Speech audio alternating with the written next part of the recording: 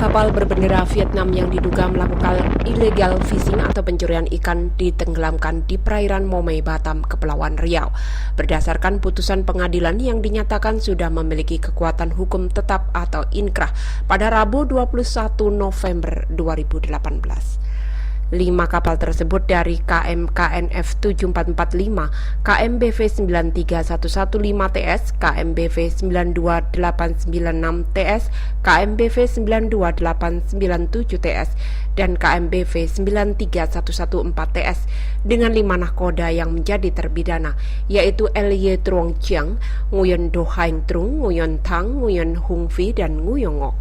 Pemusnahan barang bukti kapal ikan asing sendiri dilakukan dengan cara menenggelamkan kapal dengan diberi pemberat pasir dengan cara melubangi lambung kapal, sehingga bangkai kapal yang ditenggelamkan bisa untuk rumah ikan. Kepala Kejaksaan Kota Batam, Didi Triharyadi, menyampaikan pemusnahan dengan cara menenggelamkan kapal oleh Kejaksaan adalah yang pertama kalinya di Indonesia yang langsung dilakukan eksekusi, di mana sebelumnya dilakukan dengan instansi lain, dan untuk alat tangkap atau troll dilakukan pemusnahan dengan cara dibakar.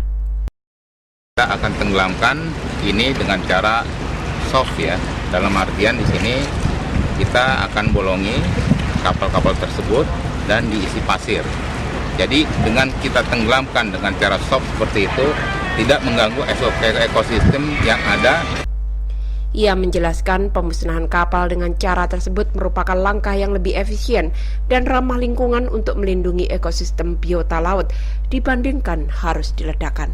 Ika, reporter terdepan, melaporkan.